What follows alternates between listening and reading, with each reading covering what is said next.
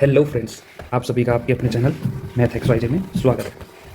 तो आज हम पढ़ रहे हैं class 10th math, NCERT math, chapter number 9, exercise number 9.1, some application of trigonometry. इसके हमने 10 क्वेश्चन पहले ही पढ़ लिए थे।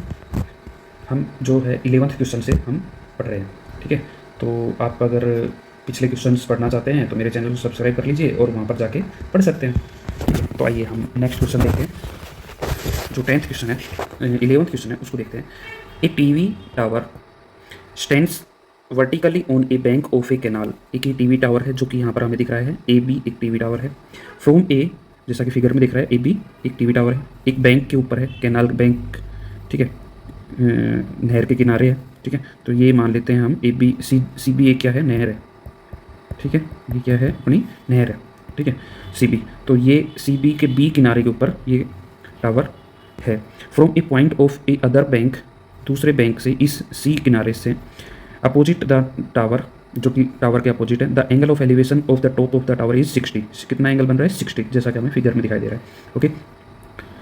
उसके बाद हम देखते हैं, उसके from an another point 20 metre away from the point C point से, और 20 मीटर क्या है, दूर एक पॉइंट है D. From another point 20 metre away from this point on the line joining this point to B to the foot of the tower, ठीक है। ये इससे जो है, इससे जब हम टॉप से इसका एंगल बनाते हैं तो वो कितना होता है, 30 डिग्री इसका एंगल आता है, ओके। तो हम देख रहे हैं ये जो एंगल है, एंगल डी 30 डिग्री है। Find the highest of the tower and the width of the canal. Tower का हाइट बताओ और कैनाल की विड्थ, मतलब बी सी और ए बी, यहाँ पर हमें क्या करनी है, फाइंड आउट करनी है। तो यहाँ पर हम देख रहे हैं हमें फाइंड आउट क्या क्या करनी है। सबसे पहले तो हम लिख लेते हैं फाइंड, टू फाइंड हमें फाइंड क्या करनी है, बी सी को फाइंड करना है एंड ए बी को फाइंड करना है, ठीक है। दोनों को ही क्या करना है, फाइंड करना है। गिवन क्या है, गिवन क्या है, बी सी क्या गिवन है, 20, okay, 20 metre B C given है, ओके। हमें अब लेके चलना है, हम देखते हैं इन ट्रायंगल। यहाँ पर हम और भी चीज़ देख सकते हैं, सॉल्यूशन देखते हैं। तो जो डी सी है, डी बी है, डी बी मतलब पूरी जो दूरी है डी से बी तक की, वो कितनी है, वो हो जाएगी अपनी 20 प्लस बी सी, ओके। ये हम हो जाएगा यहाँ से। तो यहाँ से हम देख रहे हैं इन ट्रायंगल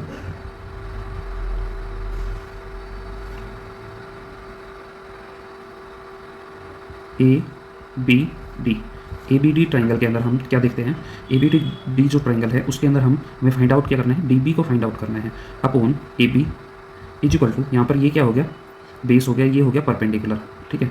ये परपेंडिकुलर हो गया, ये क्या हो गया, बेस हो गया। तो बेस परपेंडिकुलर अपॉन बेस क्या होता है, कोट, और एंगल कितना है, 30। तो डी बी की वैल्यू क्या आ जाएगी, A B into cot 30। Cot 30 क्या होता है, √3, ठीक है। कोट 30 क्या होता है, √3। तो डी बी की वैल्यू यहाँ पर रख देते हैं, ठीक है। तो डी बी की वैल्यू क्या, हमने क्या फाइंड आउट की थी यहाँ पर, 20 plus B C is equal to A B √3, okay. और यहाँ पर हम रख लेते हैं, इसको बना लेते हैं इक्वेशन नंबर 1, ठीक है। अब हम लेके चलते हैं इन ट्रायंगल ए बी सी में हम लेके चलते हैं। तो यहाँ पर B C upon A B is equal to वही कोट 60, ठीक है। तो बी सी क्या हो जाएगा, बी सी आ जाएगा ए बी अपॉन ये क्या हो जाएगा, कोट जो 60 डिग्री का मान होता है 1/√3 होता है, तो ए बी अपॉन √3 हो जाएगा। तो यहाँ से हम बी सी की जो वैल्यू है, यहाँ से हम बी सी की वैल्यू निकाल लेते हैं। तो बी सी की वैल्यू होगी ए बी √3 माइनस 20। तो ये जो वैल्यू है ये हम पुट कर देते हैं इसके अंदर। तो यहाँ पर क्या आ जाएगा, A B √3 minus 20 is equal to A B upon √3। √3 जब इधर डिवाइड में इधर आएगा तो मल्टीप्लाई में हो जाएगा, तो क्या बन जाएगा, इसके साथ मल्टीप्लाई करेगा तो 3 ए बी बन जाएगा, और माइनस यहाँ पर क्या बन जाएगा, 20 √3 और ए बी, ओके। तो यहाँ से हम देखेंगे ये कितना बच जाएगा, ये जो ए बी इधर आके घटेगा तो क्या बच जाएगा, 2 A B is equal to 20 √3, जो 20 है वो इधर आ जाएगा। अब यहाँ से हमारा ए बी का जो वैल्यू है, हम देख रहे हैं ए बी की जो वैल्यू है वो क्या आ गई, 20 √3 अपॉन 2, तो 10 √3 मीटर आ गई, ओके। ए बी की क्या वैल्यू है, 10 √3 metre.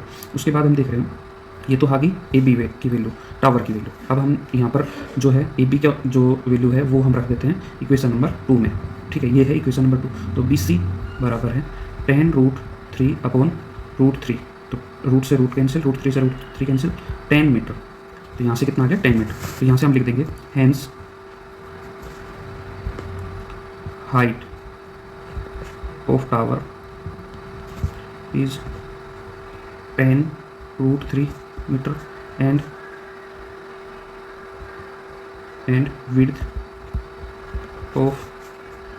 width of canal is 10 metre, ठीक है। क्या हो गया 10 मीटर, ठीक है। तो आई होप आप लोगों को ये क्वेश्चन अच्छे समझ में आ गया होगा। तो आइए नेक्स्ट क्वेश्चन की तरफ बढ़ते हैं। इन क्वेश्चनों को एक बार खुद से ट्राई कीजिए, खुद से करने की कोशिश कीजिए, और फिर जहाँ नहीं आ रहा होता है वहाँ पर आप क्वेश्चन को देख सकते हैं। फिर उससे बार बार रिपीट करने से आपको सारे कंसेप्ट जो है वो क्लियर हो जाएंगे। तो दोस्तों नेक्स्ट क्वेश्चन है question number 12।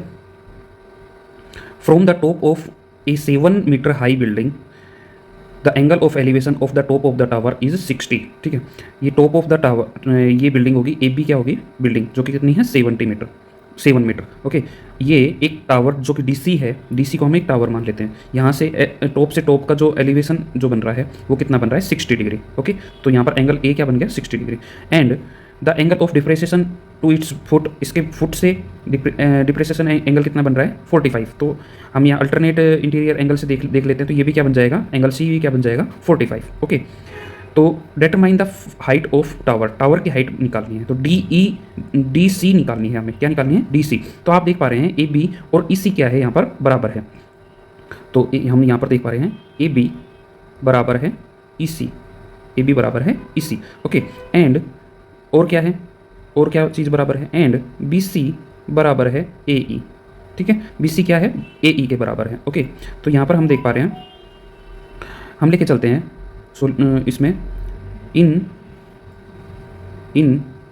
Triangle A B C triangle के अंदर हम लेके चलते हैं बी सी फाइंड आउट कर लेते हैं। क्या कर लेते हैं, बी सी को फाइंड आउट कर लेते हैं। बी सी क्या हो गया, बेस हो गया, ये क्या हो गया परपेंडिकुलर हो गया। B C upon A B is equal to क्या हो जाएगा कोट 45, बिकॉज बी सी क्या है बेस अपॉन परपेंडिकुलर क्या होता है कोट 45, एंगल क्या हो गया 45। तो बी सी की वैल्यू क्या आ गई, वो आ गई ए बी इंटू कोट 45 की वैल्यू होती है 1, और ए बी यहाँ पर क्या दिया हुआ है 7 इंटू 1 7। तो ये क्या आ गई, बी सी की वैल्यू क्या आ गई यहाँ पर 7 मीटर। तो यहाँ पर हम लिख लेते हैं 7 मीटर, जो कि बी सी की वैल्यू भी 7 मीटर है। तो ए ई की वैल्यू भी क्या आ गई हमारे पास 7 मीटर, एंड ई सी की वैल्यू भी क्या आ गई 7 मीटर। यहाँ से हमने शुरू में ही देख लिया था ए बी किसके बराबर है इसी के, तो 7 मीटर, ये भी 7 मीटर। अगर ये 7 मीटर आ गया तो ए ई भी 7 मीटर आ जाएगा। अब हम देख रहे हैं इन ट्राइंगल ए डी ई के अंदर हम क्या फाइंड आउट कर लेते हैं, डी ई फाइंड आउट कर लेते हैं। डी ई को ऊपर रख लेते हैं, गिवन क्या है हमारे पास ए ई गिवन है, ओके। तो D E perpendicular upon base क्या होता है 10, और एंगल कितना है 60 डिग्री, ओके। तो डी ई की वैल्यू आ जाएगी हमारे पास ए ई क्या है 7 इंटू 10 60 का मतलब है √3। तो ये कितना आ जाएगा डी ई की वैल्यू 7√3 मीटर, ओके। अब हमारे पास डी ई है, ई सी है, तो हम डी सी निकाल सकते हैं। D C is equal to D E plus E C, okay. तो डी ई की वैल्यू क्या है 7√3 और ई सी की वैल्यू 7, यहाँ से 7 को कॉमन ले लेंगे तो क्या बच जाएगा √3 + 1 मीटर। तो यहाँ पर हम लिखेंगे hence the height of the tower will be 7√3 + 1 metre, okay. कितना हो जाएगी 7√+1 मीटर, ओके। तो इस तरह से ही क्वेश्चन होगा। तो इसको एक बार आप अपने हाथ से करके देखिएगा, इजी क्वेश्चन है, आराम से हो जाएगा, ठीक है। थोड़ा सा कंसेप्ट बेस समझने की कोशिश करनी है हमें, क्वेश्चन इजीली हो जाएगा, ठीक है दोस्तों। तो नेक्स्ट क्वेश्चन की तरफ बढ़ते हैं। नेक्स्ट क्वेश्चन की तरफ बढ़ने से पहले आप मेरे वीडियो को लाइक शेयर एंड कमेंट करना ना भूलें, और मेरे चैनल को सब्सक्राइब कर लीजिए। सारी एक क्वेश्चन बनाऊँगा, ठीक है, एक क्वेश्चन पढ़ाना है मेरे को, ठीक है। जिन बच्चों को, जो बच्चे कमज़ोर हैं उनके अच्छे नंबर दिलाने हैं, जो बच्चे टॉपर हैं उनका ज्ञान बढ़ाना है, ठीक है। उनको टॉपर से टॉपेस्ट बनाना है, ओके। तो मेरे चैनल को सब्सक्राइब जरूर कीजिए। नेक्स्ट क्वेश्चन की तरफ बढ़ते हैं हम। तो नेक्स्ट क्वेश्चन है दोस्तों, as observe from the top of a 75 metre high lighthouse from a sea level. C D क्या है, एक लाइट हाउस है, 75 ये सी लेवल है, ठीक है, और इससे 75 हाइट के ऊपर ये खड़ा है। The angle of depression to the ship 30 and 45, दो शिप है बी एंड ए, ठीक है, यहाँ से 45 और 30 का क्या बना रहा है डिप्रेसेशन, तो हम अल्टरनेट इंटीरियर एंगल से हम यहाँ पर कह देंगे एंगल ए बन जाएगा 30 और बी बन जाएगा 45। If the ship is exactly behind the other, एक शिप दूसरे के जस्ट पीछे है, on the same side of the light house find the distance between the two ship, दोनों के बीच की मतलब ए बी की दूरी निकालनी है। क्या निकालनी है, यहाँ से लेके यहाँ तक जो ए बी है वो हमें क्या करना है, फाइंड आउट करना है। ओके, तो हम लिखेंगे टू फाइंड क्या करना है हमें, A B. Okay, A B क्या करना है, हमें फाइंड करना है। और गिवन क्या है, गिवन है D C is equal to 75 metre. Okay, D C हमें क्या है, गिवन है। उसके बाद हम देख रहे हैं कि हम ट्राइंगल लेके चलते हैं, इन ट्राइंगल लेके चलते हैं हम डी ए सी एक ट्राइंगल लेके चलते हैं, ठीक है, उसके अंदर ए क्या है, अपना एंगल है।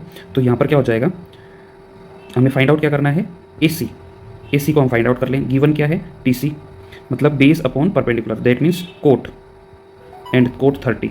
ओके, कोट 30 क्या होता है, कोस 30 अपॉन साइन 30, ठीक है, तो कोस 30 अपॉन साइन 30 √3 बन जाएगा। तो ए सी की वैल्यू आ जाएगी D C 75 into √3 metre. Okay, ये क्या आ गई, 75 इंटू √3 मीटर आ गया। ओके, अब हम देख रहे हैं, हम बी सी को भी फाइंड आउट कर लेते हैं यहाँ से, ठीक है। तो in triangle D B C triangle के अंदर हम फाइंड आउट कर रहे हैं बी सी, तो बी सी को ऊपर लिख लेंगे और डी सी को नीचे लिख लेते हैं, जो कि है क्या हो जाएगा, वही कोट 45, ठीक है। तो यहाँ से हम देख रहे हैं डी सी की वैल्यू क्या आ गई, डी सी जो कि है 75 इंटू कोट 45 होता है 1, तो डी सी की वैल्यू क्या आ गई अपनी 75 मीटर, जो बी सी की वैल्यू है वो आ गई 75 मीटर। ओके, अब हमें पता है ए बी की वैल्यू हमें यहाँ से निकालनी है, तो ए बी क्या होगा, ए बी होगा ए सी minus B C.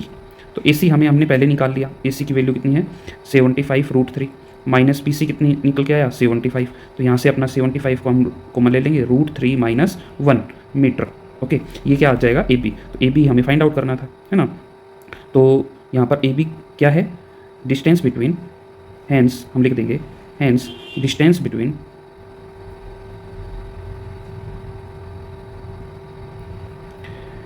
To ship will be 75 √3 minus 1 metre. Okay,